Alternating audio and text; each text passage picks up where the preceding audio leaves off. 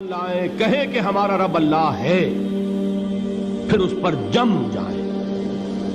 ان پر فرشتوں کا نزول ہوتا ہے، نہ کوئی غم کرو نہ خوف، خوشیاں مناؤ جنت کی جس کا تم سے وعدہ کیا گیا تھا۔ اللہ کی ربوبیت پر اطمینان جب انسان کو ہو جاتا ہے، میرا رب اللہ ہے، ربی اللہ، انسان کے لیے نہ کوئی کھٹکا، نہ کوئی خطرہ، نہ کوئی خوف، نہ کوئی حزن۔ جو کچھ ہو رہا ہے کس کے اذن سے ہو رہا ہے؟ اللہ کے اذن سے۔ اللہ کے اذن کے بغیر پتہ تک نہیں ہلتا۔ یہ کوئی اندھا بہرا مادہ نہیں ہے جس سے مجھے کوئی خوف ہو۔ اندھا بھینسا چلا آ رہا ہو اس سے تو ڈرنے کا ہر انسان کو ڈرنا چاہیے، نہ معلوم کس کو ٹکر مار دے۔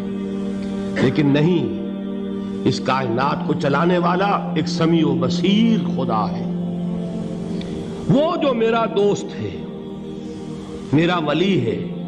اللہ ولی الذین آمنوا یخرجہم من الظلمات الی النور۔ اللہ اہل ایمان کا ولی ہے، ساتھی ہے، پشت پناہ ہے، مددگار ہے، حمایتی ہے۔ بتائیے جسے یقین ہو جائے کہ اللہ میرا مددگار، اللہ میرا محافظ، اللہ میرا پشت پناہ، اللہ میرا حمایتی، اس کے لیے کوئی خوف ہوگا؟ اس سے کوئی ڈر ہوگا؟ میں مثال دیا کرتا ہوں ایک بہت سادہ، پنجاب کے دیہات کی۔ وہ بڑا چودھری ہے اور کوئی غریب کسان ہے۔ اس غریب کسان کے جانوروں کو ہر وقت اندیشہ ہوگا چوری کا، کوئی میری بھینس کھول کر نہ لے جائے، کوئی میرا بیل کھول کر نہ لے جائے۔ لیکن جس کے بارے میں یہ سب کو معلوم ہو کہ وہ جو بڑا چودھری ہے وہ اس کا دوست ہے، اس کی بچیا کو کوئی خوف ہوگا؟ اس کی بھینس پر کوئی ہاتھ ڈالے گا؟ اسے کوئی اندیشہ ہوگا؟ نہیں۔ کیوں؟ کہ وہ بڑا چودھری، بڑا اس کا یہاں کا سردار، جاگیردار، سب کو معلوم ہے وہ میرا دوست ہے، کوئی میرے خلاف اقدام نہیں کر سکتا۔ اس دنیا میں یہ چھوٹی سی بات اگر آپ کے دلی اطمینان اور سکون کا باعث بن سکتی ہے تو ذرا تصور کیجئے۔ میں لفظ تصور استعمال کروں گا صرف اس لیے کہ اس کا ہم جس کو کہتے ہیں ادراک اور شعور کر نہیں سکتے، اگر کے ساتھ کر سکتے۔ اگر یقین ہو کہ اللہ میرا مددگار اور یقین ہو کہ اللہ ہر آن میرے ساتھ ہے، پھر کوئی خوف؟ کس کا خوف؟ کوئی شے اللہ سے بالا تر ہے؟ کوئی قوت اس سے زیادہ طاقتور ہے؟ کوئی اس کے ارادے کو بدلنے والا ہے؟ کوئی اس کی مشیت کے آڑے آنے والا ہے؟ یہی بات ہے جو حضور نے فرمائی۔ یہ ایمان کا حاصل ہے لب لباب، کہ دیکھو اچھی طرح اس بات کو ذہن نشین کر لو، اگر تمام انسان مل کر تمہیں کوئی نقصان پہنچانا چاہے نہیں پہنچا سکتے مگر جو کچھ اللہ نے لکھ دیا ہو، اور تمام انسان مل کر تمہیں کوئی نفع پہنچانا چاہے نہیں پہنچا سکتے مگر وہ شے جو اللہ نے طے کر دی۔ آپ پھر میں کہوں گا ذرا طاری کیجئے، اسے فرض کیجئے، اسے سوچئے۔ اگر اس حدیث پر ہمارا دل ٹھکا ہوا ہو تو کسی سے ڈر ہوگا؟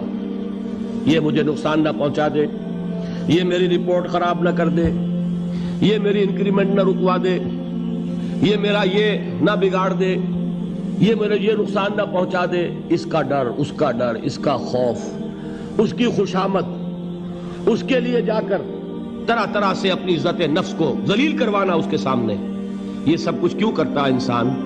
جب سمجھتا ہے کہ اس کے ہاتھ میں میرا کوئی نفع ہے، اس کے ہاتھ میں میرے لیے کوئی ضرر ہے، یہ مجھے کوئی غضب پہنچا سکتا ہے، یہ مجھے کوئی نقصان پہنچا سکتا ہے، یہ میرا کوئی کام بنا سکتا ہے، یہ میری کوئی ضرورت پوری کر سکتا ہے، اسی کا نام شرک ہے۔ جہاں آپ نے یہ سمجھا کہ غیر اللہ کے اندر کوئی طاقت موجود ہے وہی شرک ہے۔ بتوں سے تجھ کو امیدیں، خدا سے نومیدی، مجھے بتا تو صحیح اور کافری کیا ہے؟ شرک تو یہ ہے۔ جس پر بھی تمہیں یہ خیال ہے، کلمہ ہے یہ کلمہ سوم، لا حول ولا قوت الا باللہ، ذرا اس پر دل کو کبھی اگر آپ تصور کریں، پھر فرض کریں، دل ٹھک جائے اس پر، کوئی طاقت نہیں۔ یہی بات تھی جو شیخ عبد القادر جیلانی رحمۃ اللہ علیہ نے اپنی وصیت میں اپنے بچے سے کہی. 11ویں دینے والے ہیں، لیکن حضرت شیخ عبد القادر جیلانی کی وصیت اور تعلیمات کو کتنے لوگ ہیں تم جانتے ہو؟ یہ جن مقامات تک پہنچے ہیں وہ کس چیز کی بدولت پہنچے ہیں؟ انہوں نے جو پیغام دیا وہ کیا تھا؟ اے میرے بچے، جس طریقے سے قرآن مجید میں حضرت لقمان کی نصیحتیں جو ہے نقل کر دی گئی ہیں، میں یہ عرض کروں گا بالفرض اگر قرآن حضرت عبد القادر جیلانی کے بعد نازل ہوا ہوتا تو شیخ عبد القادر کی یہ نصیحتیں بھی قرآن میں درج ہوتی. اتنی اونچی نصیحتیں ہیں. اے میرے بچے، اس حقیقت کو ذہن نشین کر لے، لا فاعل فی الحقیقت ولا مؤثر الا اللہ. اس کائنات میں نہ کوئی فاعل حقیقی ہے نہ مؤثر حقیقی ہے سوائے اللہ. کسی شے میں کوئی تاثیر نہیں اگر اللہ نہ چاہے. آگ جلا نہیں سکتی اگر اللہ نہ چاہے. پانی ڈبو نہیں سکتا اگر اللہ نہ چاہے. زہر ہلاک نہیں کر سکتا اگر اللہ نہ چاہے. کوئی چیز فائدہ نہیں پہنچا سکتی اگر اللہ نہ چاہے. تو در در پہ کیوں سر جھکاتے ہو؟ در در پر کیوں جبیں سائی کرتے ہو؟ سب کے سامنے کیوں ہاتھ پھیلاتے ہو؟ ایک اللہ سے مانگو. ایک اللہ کے سامنے زمین پر اپنی جبین رکھو. لا فاعل فی الحقیقت ولا مؤثر الا اللہ. نظر آتا ہے ہمیں کہ پانی پیاس بجھا دیتا ہے. پیاس بجھانے کی صلاحیت پانی میں نہیں ہے، اللہ کے اذن سے. کھانا بھوک مٹا دیتا ہے. بھوک مٹانے کی صلاحیت کھانے میں نہیں ہے، اذن رب میں. دیکھیے یہی یقین تھا. حضرت موسیٰ علیہ السلام کا واقعہ یاد کیجئے. سامنے سمندر آ گیا ہے. قوم دیکھتی ہے پیچھے کہ گرد و غبار کا طوفان ہے. معلوم ہوا کہ فرعون اپنے لشکر سمیت آ گیا ہے. لشکر جب چلتا تھا تیز رفتاری کے ساتھ تو گرد و غبار کا جو طوفان اٹھتا تھا اس کا تصور کیجئے. اور لمحہ بلمحہ وہ قریب آ رہا ہے. پوری قوم نے کیا کہا؟ اے موسیٰ انا لمدرکون. اے موسیٰ ہم کو پکڑے گئے. قرآن مجید نے تو یہاں وہ باتیں نہیں لکھی ہے، لیکن تورات میں یہ درج ہے کہ بنی اسرائیل جھگڑنے لگے، دست و گریبان ہو گئے موسیٰ کے ساتھ. موسیٰ ہمیں یہاں مروایا لا کر، اس سے تو ہم ہی بہتر تھے. وہاں کھانے کو ملتا تھا، زندگی تو تھی. بیگار ہم کر رہے تھے، موت تو نہیں تھی. اب جو کچھ ہوگا اس کا تصور کرو، جس طریقے سے ہمارے ٹکڑے اڑائے جائیں گے. تو لڑ رہے ہیں حضرت موسیٰ علیہ السلام سے. یہ تورات کی تفصیل ہے. قرآن میں صرف اتنا آیا ہے، پریشان ہو کر انہوں نے کہا انا لمدرکون. موسیٰ ہم تو پکڑے گئے. اس وقت موسیٰ کا جواب کیا ہے؟ کلا ان معی ربی سیہدین. نہیں، میرے ساتھ میرا رب ہے، وہ راستہ دے گا. بتائیے کہاں راستہ نظر آ رہا ہے؟ یہ ہے ایمان بالغیب. راستہ نظر نہ آئے تب اللہ پر یقین ایمان ہے. جیب میں پیسے ہوں اور تب دل کو اطمینان ہے تو ایمان کس پر ہوا؟ پیسے پر، اللہ پر نہیں. جب وسائل و ذرائع نہ ہو اور پھر یقین ہو کہ اللہ مسبب الاسباب ہے، وہ اسباب کا پابند نہیں ہے، وہ اسباب کا محتاج نہیں ہے، اسباب اس کے محتاج ہے.